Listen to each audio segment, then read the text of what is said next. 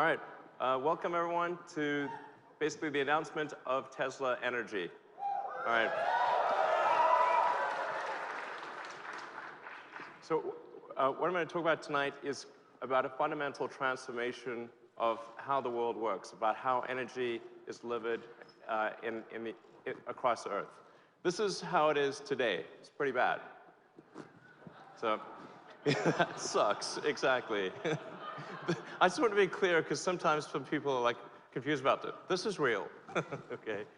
This is actually how most power in the world is generated with fossil fuels.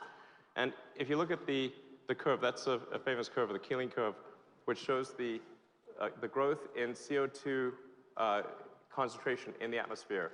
And every year it ratchets up. It gets higher and higher. And if we do nothing, that's where it's headed, to levels that we don't even see in the fossil record. So this is. Well, I think we collectively should do something about this, and not try to win the Darwin Award. For us and a lot of other creatures too. So the way the grid works today is this: you've got coal, you've got natural gas, nuclear, hydro, and then wind and solar, but not enough wind and solar, obviously. So that's sort of the grid typically in most countries. And then you'll notice something, which is that there's quite a big difference in peak to trough usage. So the peak usage is typically at least twice the trough usage. So please bear that in mind. I'm going to reference that again later in the presentation. That's an important point. So what we're here to talk about is the solution. I actually think it's really a fairly obvious solution, but it's something that we need to do. And the solution is in two parts. Part one, the sun. we have this handy fusion reactor in the sky called the sun. Okay, you don't have to do anything; it just works. Shows up every day and produces ridiculous amounts of power. Okay, now a lot of people aren't clear on how much surface area is needed to generate enough power to completely get the United States off of fossil fuels.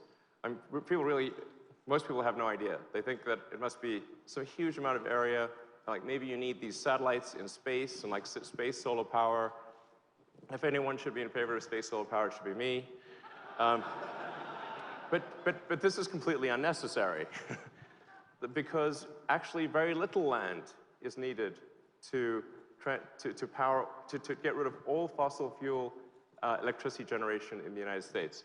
That blue square there is the land area that's needed to transition the United States to a zero carbon electricity situation. It's really not much. And most of that area is going to be in rooftops. So you won't need to disturb land, you won't need to find new areas. It's mostly just going to be on the roofs of existing homes and buildings. So I really think that image is an important one to bear in mind when people are thinking about solar power. Like, how much will it take? Is it going to take some enormous amount? No, it's just that blue square. Okay. Blue square. Now, the obvious problem with solar power is that the sun does not shine at night. So I think most people are aware of this. So this problem needs to be solved. We need to store the energy that is generated during the day so that you can use it at night. And also, even during the day, the energy generation varies. There's a lot more energy generated in the middle of the day than at dawn or dusk. So it's very important to smooth out that energy generation and retain enough so that you can use it at night. So now, what you may not have noticed in that earlier slide where I showed the blue square was that there was one red pixel. Okay, in the blue square was a red pixel. Now it's zoomed in so you can see that red pixel. That is the size of the batteries needed to transition all of the United States to being solar with batteries. Okay, it is a very tiny amount. Okay. 1 pixel, just remember that. 1 pixel is the size of the batteries needed for the United States to have no fossil fuel generated electricity. This is no room at all. So not a problem for solar or batteries. Now, the issue with existing batteries is that they suck, okay? They're really horrible. They look like that. They're expensive, they're unreliable, they're sort of stinky, ugly, bad in every way, very expensive. You have to get some sort of, you need to combine multiple systems. There's not one integrated place you can go and buy a battery that just works, which is what people really want to buy. So we have to come up with a solution. That's the missing piece. That's the thing that's needed to have a proper transition to a sustainable energy world. So the missing piece is what we're going to show you tonight.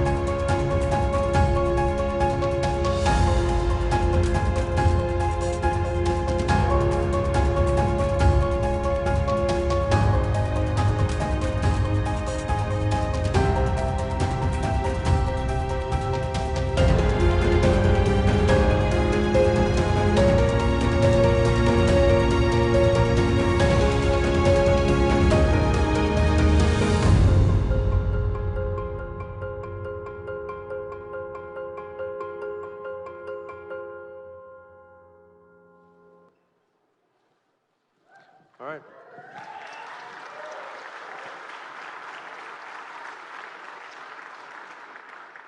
So this is a product we call the Tesla Powerwall. And if you look back against that wall, you'll see a whole bunch of them as well in different colors. So you can pick your favorite color, and it looks like a beautiful sculpture on the wall. So it's very important. I want to point out a few things that are very important about this. The fact that it's wall-mounted is vital, because it means you don't need to have a battery room. Okay, you don't have to have some room filled with nasty batteries. It means that a normal household can mount this on their garage or on the outside wall of their house, and it doesn't take up any room. It's flat against the wall. It has all of the integrated safety systems, the thermal controls, the DC to DC converter. It's designed to work very well with solar systems right out of the box. And it addresses all the needs. If you're thinking about sort of buying a battery, what does this provide you? Well, it gives you peace of mind. So if there's a cut in the utilities, you're always going to have power, particularly if you're in a place that's very cold. Now you don't have to worry about being out of power if there's an ice storm. You can actually go, if you want, completely off-grid. You can take your solar panels, charge the battery packs, and that's all you use. So it gives you safety, security, and it gives you a complete and affordable solution. And the cost of this is $3,500.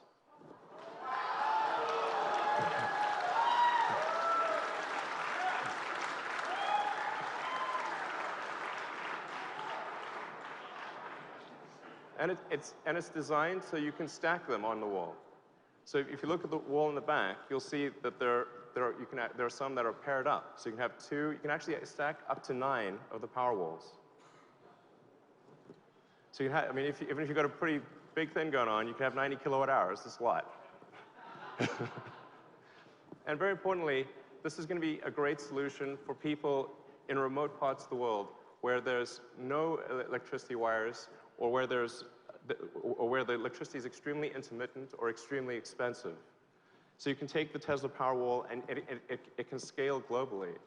And in fact, I think what we'll see is something similar to what happened with the cell phones versus landlines, where the cell phones actually leapfrogged the landlines, and there wasn't a need to put landlines in a lot of countries or in remote locations. So people in a remote village or an island somewhere can take solar panels, combine it with the Tesla Powerwall, and never have to worry about having electricity lines. And I think this is going to be great. Having electricity lines are not the most pretty thing in the world. So being able to just have this solution that just works wherever you are, I think is going to be incredibly helpful to people that don't have electricity today. So.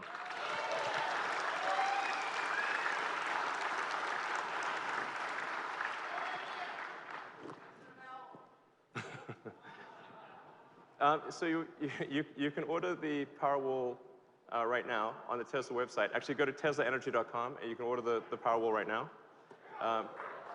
And we're going to start shipping in approximately 3 or 4 months. And initially, the ramp will be slow because these packs will be made in our Fremont factory. And then next year, the ramp will go much, much higher as we transition to the Gigafactory in Nevada.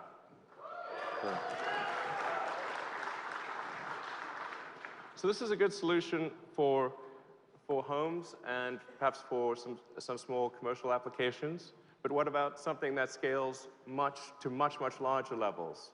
So for that, we have something else. So we have the Power Pack.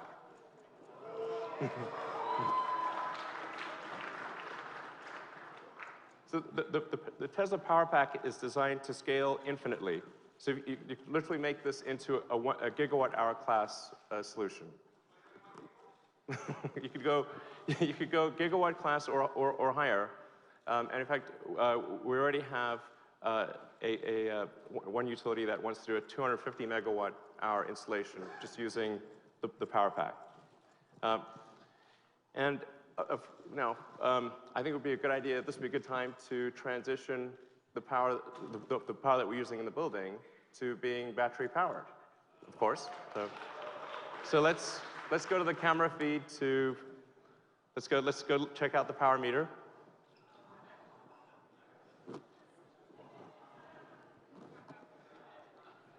Oh wow, the grid, it's actually 0. This entire night has been powered by batteries.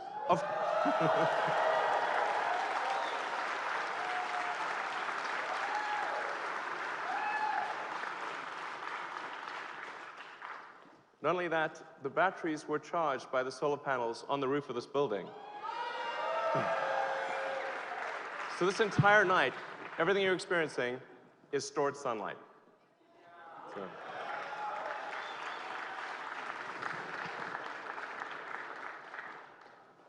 So when I say scalable, I really mean scalable. We can do gigawatt-class installations with the Power Pack. The whole system is designed, literally designed for infinite scalability. So we could power a small city like Boulder with a gigawatt-hour class pack, and we can keep going here. So what I want to do is explore what is needed, what's really needed to transition the world to sustainable energy. Is this actually possible? Is it something that is within the ability of humanity to actually do, or is it some insurmountable, super difficult, impossible thing? It's not. So with 160 million power packs, you can transition the United States. Okay? With 900 million, you can transition the world. You can basically make all electricity generation in the world renewable, and primarily solar, which will be so. And then going a little further, if you wanted to transition all transport and all electricity generation and all heating to renewable, you need approximately 2 billion power packs. Now that may seem like an insane number, and I'm very tempted to do the billion thing, but restrain my hand. But in order to, it's like 2 billion power packs. Is that a crazy number? Is that an impossible number? It is not, in fact. The number of cars and trucks that we have on the road is approximately 2 billion. And every 20 years approximately, that gets refreshed. There's 100 million new cars and trucks made every year. So the point I want to make is that this is actually within the power of humanity to do. We have done things like this before. And so it's not impossible. It is really something that we can do. In fact, it's something that obviously we're starting to do with Gigafactory 1. Yeah. So the way we're approaching the Gigafactory is really like it's a product. So we're not really thinking of it in the traditional way that people think of as a factory, like a building with a bunch of sort of off-the-shelf equipment in it. What we're really designing in the Gigafactory is a giant machine. It's really, think of like, it's like a product of Tesla. We're making this really big product that doesn't happen to move, but it's really big. And that's what we're doing, is Gigafactory version 1. And we're building that in Nevada right now. And there will need to be many Gigafactories in the future. And with, I do want to emphasize that this is not something that we think Tesla's going to do alone. We think there's going to need to be many other companies building sort of Gigafactory class operations of their own, and we hope they do. And the Tesla policy of open sourcing patents will continue for the Gigafactory and for the Power Pack and for all these other things.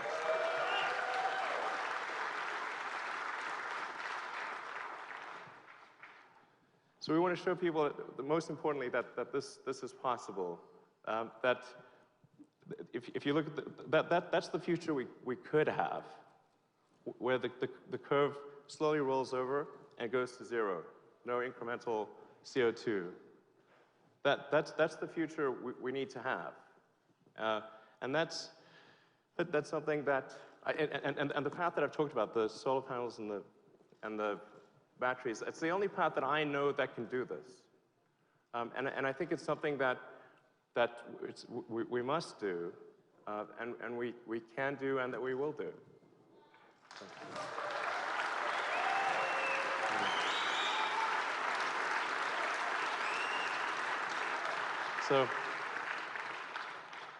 So thank you all for coming tonight, and I hope you had a great time.